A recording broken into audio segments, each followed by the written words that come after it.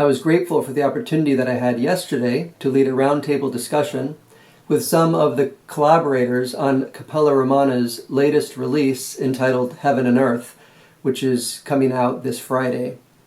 The album features 2 discs, the first of which consists of a new setting and performance of Sir John Tavener's Icon of Light, originally released in 1984, and the second of which consists of completely new music created by 6 acclaimed Orthodox Christian composers, the text of which comes directly from Psalm 103. I'm always grateful for the opportunity to speak with Orthodox liturgical artists and scholars, as it gives me the opportunity to address questions that many laymen have regarding the Orthodox liturgical tradition. After we discussed their new project, I had the opportunity to ask questions such as, what is the place of extra liturgical music in the life of the Orthodox Church? Is there a highest form of liturgical chant? And finally, are there boundaries for the creation of liturgical music? And if so, what are they? So without further ado, I hope you'll enjoy this roundtable discussion with 4 esteemed members of Cappella Romana. So I was wondering if you could talk about the story behind Heaven and Earth, how the project was conceived. Well, the real visionary behind this project is somebody who kind of is in the background a bit. He's a dear friend of mine named Hal Sabag, and Hal is an electrical engineer by training. He has a PhD in that field. And he's very, very engaged in kind of the science and faith dialectic. He's also a church musician himself. He was the first chanter at All Saints Orthodox Church in Bloomington, Indiana, when that community got started, and that's how he and I got to be friends. And he came to me 10 years ago, just after the discovery of the Higgs boson, and said to me, Richard, this is a really important discovery as I see it. And you have to understand, this is the kind of guy who says things like, Richard, when I'm working out an equation, I think of myself as talking to God in his language. So this is very much how his brain works. And he just said, I would really like to see us do something to celebrate this discovery, using Orthodox music somehow. What is there in our tradition that we might be able to do something special with? And I said, well, there's the Vesperal Psalm, which celebrates all of the divinely created order from the microcosmic to the macrocosmic. Maybe there's something we could do with that, because that's something that's sung every Vesper service in some form, depending on which tradition you're in. So maybe there's something there. And the idea that we developed, because by this point we already had a relationship. This was under the umbrella of an organization Hal and I started called the St. John of Damascus Society, which took on as its mission outreach efforts to the general public relating to Orthodox music. And we already had a relationship with 5 composers whom we really liked, with John, with Kurt, with Matthew Arndt, with Richard Tensing of blessed memory, and with Alexander Khalil. And we had a board member, Vicky Pappas, who said, if you're going to do something, you might also include Taiki Zess. And so we also thought about him. And what we did is we went to all 6 of them and we said, what we want to do is take the Vesperal Psalm and have each of you set a section of it in your own distinct musical language, but then with the challenge that it still has to sound like a unified piece of music. And then the idea was that, this to use a word that Alexander Khalil really likes, this kaleidoscope composition would kind of echo the unity and diversity of the created order as talked about in the Psalm. And so that was the germ of the idea. Very good. Um, and so then in reference to Icon of Light, what was the relation to Taverner's original? And what did that process look like as far as moving beyond the germ of the idea into development? Alexander, do you want to speak to that? Because I think that came from you ultimately. No, actually, I think it actually came from John. I mean, I've certainly, Icon of Light is a work I've known and loved since around the time of its first recording in the mid-'80s. But we were looking for something that could complement it, the Heaven and Earth, on the released recording, and it had been on our radar screen for many years for Cappella Romana, but we never quite got around to it. And so John Boyer, our associate conductor, jumped in feet first with it and recorded it. So we've never actually performed it publicly. It was recorded along with Heaven and Earth, and so we will actually be doing the premiere performances of it for us this coming weekend. My ideas with respect to Icon of Light is that it seemed to complement the themes of the 103rd Psalm, the idea of the divine and creative light of God, and certainly that's how the late Sir John Taverner seemed to approach it as well. And also, just as far as, apart from the fact of have to include three strings into the mix as well, for a chorus of the same size and essentially the same forces. And so it seemed to complement the work very well. And of course, being who I am and doing what I do, when I approached the work of John Taverner, who had such great love for the Byzantine musical tradition, I incorporate a few more elements of the Byzantine musical tradition into the execution and performance of his works. Great, thank you. And the collaboration of the six composers, what did that look like practically? Was there one person kind of, I guess, John, were you the man behind the scenes, receiving all the stuff coming in and the pieces and ideas, and then trying to piece it together, or what did that look like? No, and in fact, we had our working weekend in Bloomington that Richard Barrett put together for us, and came to some decisions sort of in the room all together, and then went our separate ways and did our own thing, and submitted all our scores to Richard, and with a little bit of back and forth among the composers, but not much. And the resulting work is holds together remarkably well, considering that kind of process.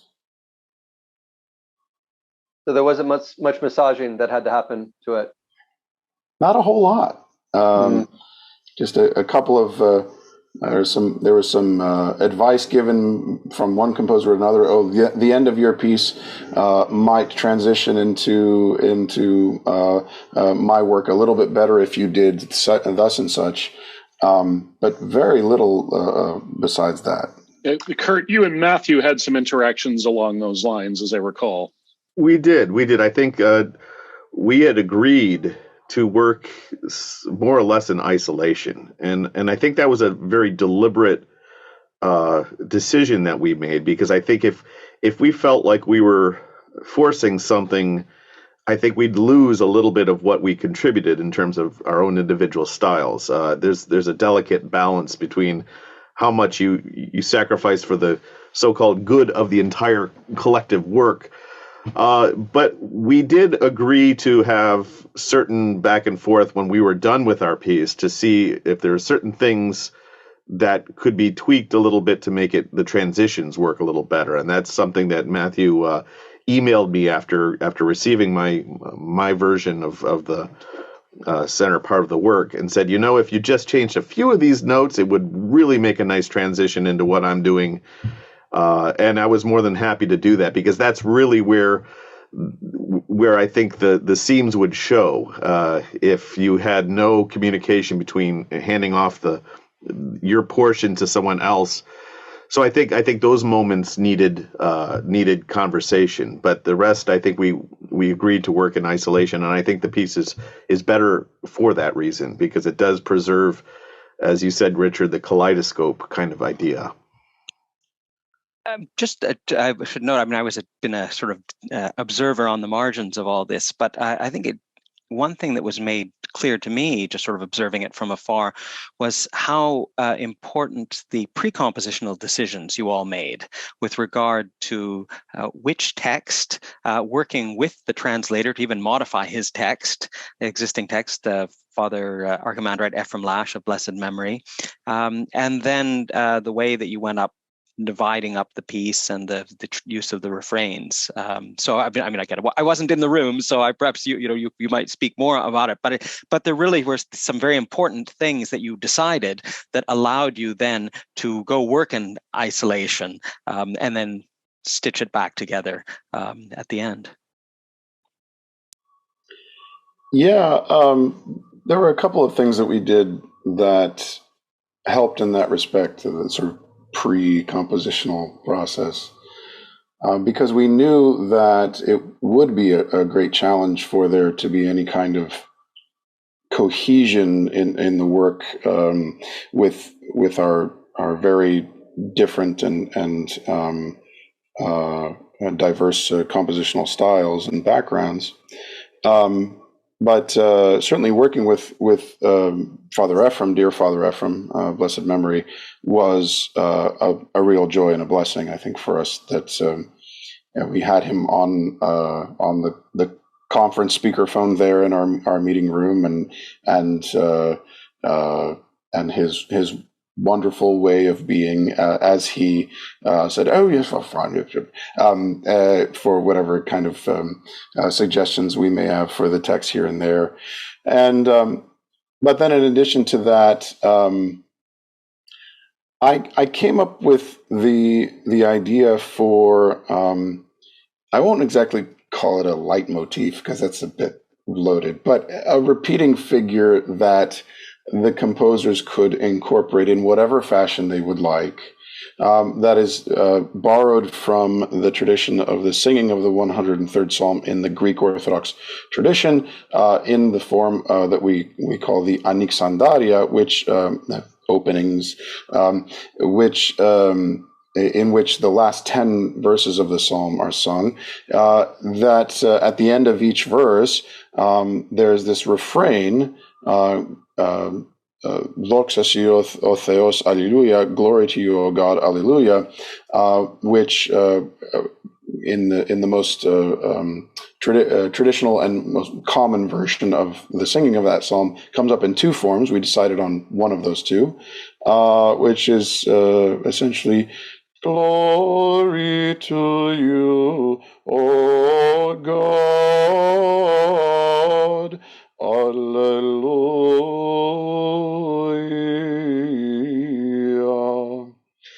And so that phrase, that set of phrases, that little that is lifted out of that setting from Byzantine composer named Phocaeus, comes back in each of our the sections of the psalm that we set, and then we also decided to present the psalm in more of a liturgical fashion, in the sense that we incorporate the invitatorium, the call to prayer. Come, let us worship and fall down before the King our God, and sung 3 times at the beginning of the psalm, and then also incorporating the Trinitarian tropes that are also particular to the tradition of singing this psalm in the form of Anaxandaria. So, glory to you, O Father, glory to you, O Son, and glory to you, O Holy Spirit, glory to you, Holy Trinity, glory to you, O God, hallelujah. And then they get more and more theological as they go. Good. Well, something for people to look for when they listen to it for the first time. And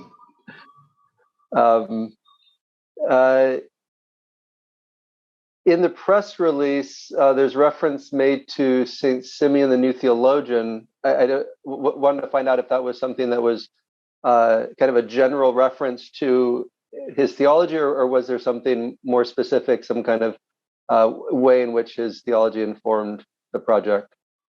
Oh, John Tavener actually quotes St. Simeon, the New Theologian, both in the text of the work in Greek, but also in some cases in articulations in the score, and he also makes other references, very specific Orthodox references in the articulations in the score. But no, there's text lifted straight out of St. Simeon, the New Theologian, in the work Icon of Light itself. Indeed, the central movement of it, the longest movement, is a prayer to the Holy Spirit by St. Simeon the New Theologian. And if I remember correctly, I don't have the printed score in front of me. Metropolitan Kallistos of blessed memory has a kind of introductory note about to the score about the theology of that work and St. Simeon's theology of light. Neat. Yes. Neat. Another thing to look for. So that's good. I think I could speak to this because I was actually probably the most skeptical of the group when we first decided to do all this, because I couldn't imagine so many different composers coming together to create something unified. And in fact, I was really impressed with what we came up with, not only as a composition, but as the potential for a new kind of genre. And to my knowledge, and I could be wrong, but to my knowledge, I don't know of any piece that has had a collaborative approach like this one in the classical world. I mean, you have, in the popular music world, you have albums that are dedicated to a certain songwriter and everyone will contribute their version of a song. But I don't know that this has been I know it hasn't been a very common occurrence in the classical world. I don't know if it's been done before, but I think there's a lot of potential. We're all looking for audiences in the classical world, shrinking audiences, shrinking recordings. But this is a way to really focus on a number of different composers all coming together to speak to something. And in our case, it happens to be a psalm, but it doesn't need to be a psalm. It doesn't even need to be sacred per se. I think there's a lot of programming potential in this kind of thing, and that's speaking as the most skeptical of the bunch. I've been converted once again. So I really think that this is something that I would love to see more of, and I'd love to be a part of again. As the person who had to manage the 6 composers, I'll say that I'd like to counter Kurt's assertion that he was the most skeptical of the bunch. He was not. There was at least one other who I would say was more skeptical than he was, and it doesn't matter who was who at this stage of the game, but there were strong opinions in the room, and there were strong opinions leading up to the room about. I can't imagine such a thing. I know. Strong opinions about any number of things. And the first sort of sign that I had that maybe we were in fact on the right track was that the person who I think of, and I won't say who it is, as the most skeptical of the 6, came to me at the end of the working weekend and just said, "This is going to be really good." So it's the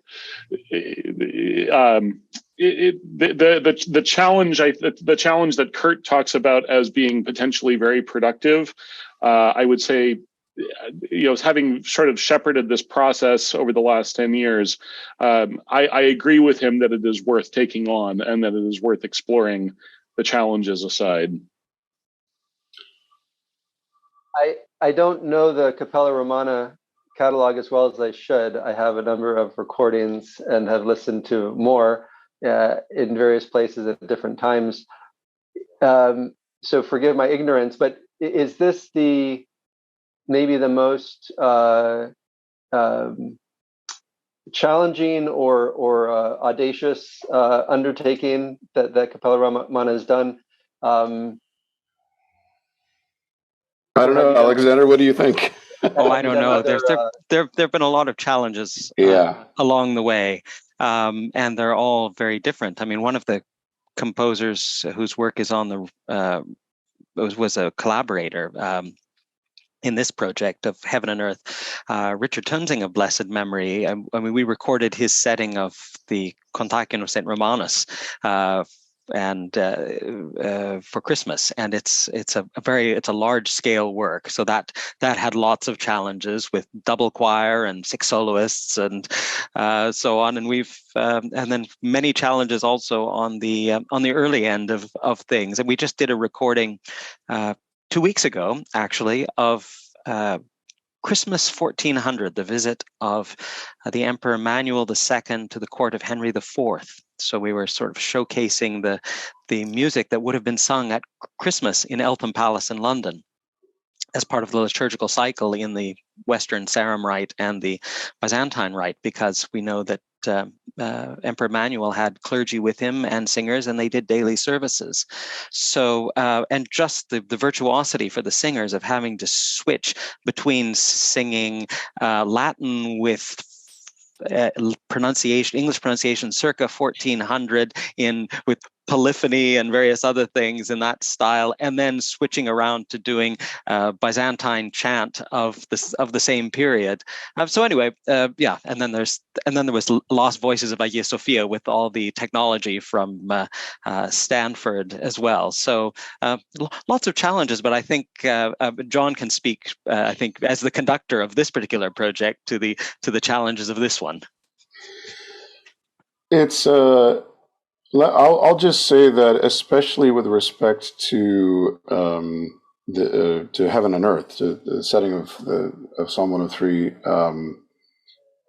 I don't know of any other ensemble that, at least as of right now, that could really present each of the musical forms and forms of compositional expression that are included in the work in as convincing a manner as I believe we were able to do in Cappella Romana.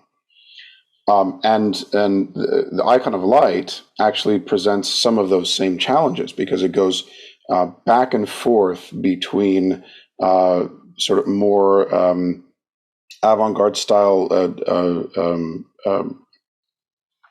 harmonic language, let's say, and really challenges the vocal ranges of the singers, and interspersed with lines that are pulled from medieval Byzantine chant and others that are sort of imitating it, and then all kinds of things in between. It is an extremely challenging program, and kudos to all the singers that are able to make sound out of it. But there's something about it also with respect to Cappella Romana now, and I'll just sort of I'll lead the cheer for Cappella Romana per se. That like I said, as of right now, I think we're probably the only ensemble around that could do it as convincingly as we do, and so thank God for that. But not thank God that we're the only ones, because I encourage other ensembles to pursue this in the same way. But if they're going to do so, and they're going to do so in ways that incorporate traditional expression of Byzantine music, per se, then they should probably call me, and I'll be happy to go and coach them. Excellent. Well, that's more or less all I have. Unless there's anything that you wanted to, anything else you wanted to touch on, I think probably that's a good place to wrap up. Thanks so much for having us. Wonderful. Thank you. Thank you, Herman. Good to see you all, and all the best with the release. Thank you. Thank Thank you. you. Only me.